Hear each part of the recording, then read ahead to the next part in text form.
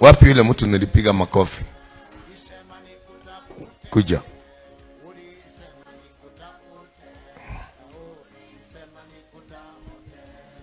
Simama hapa tu. Sasa huyu ndiye nilipiga kofi. Juzi ndio amenipigia simu akaniambia alikuwa amenipigia simu mbele Friday. Hata siku ingine. Lakini siku save namba yake. Sasa akanipigia. Nikamwambia si kuja Friday maombi wewe. Sasa nikibiri nilipomchapa kofi the following day akaniambia hapo mimi ndio yule nilikuwa nimekupigia pastor. Yupi?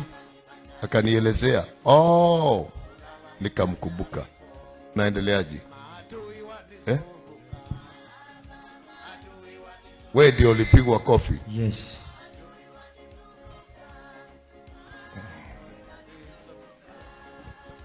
Uko tayari kupigwa ingine? Ya ina shida, no problem. Niko sawa. Mradi upone? Yes.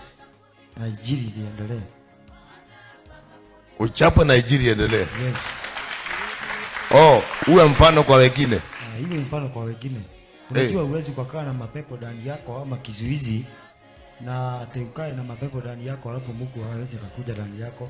Hiyo makofi ni mzuri juu ya baraka ya kupenya kwa huduma. Sasa ulikuwa umeniambia shida yako ni nini?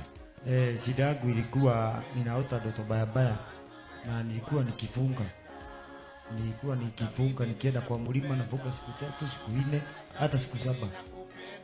Bado tu ile kitu inarudia. Gani hiyo? Kuota na spiritual wife.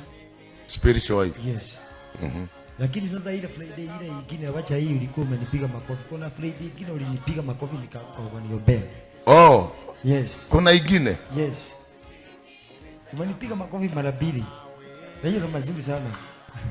Kuna nyingine nilikupiga na haikuonekana. Yeah, hiyo haikuonekana. Ukaaguka hapo. Nikaanguka hapo ukaniombea. Nikasikia niko free. Sasa hii ulikuwa umelala ni nini? Mimi sikuelewa juu hata nilikuwa nimekuja mapema. Mimi nafikaga mapema huko. Hata kuna wakati nafikaga saa 1 naanzia maombi mpaka saa 3. Hata nilikuwa nimeomba nikaomba nikasikia kuna kitu inakuja. Sasa mimi nikaenda nikatulia. Sasa mimi ukikuja nilikuwa na ngojea message. Sasa sijui pahali usigizi ilitoka. Ujui? Hata sijui. Eda ukae. My viewers wherever you are.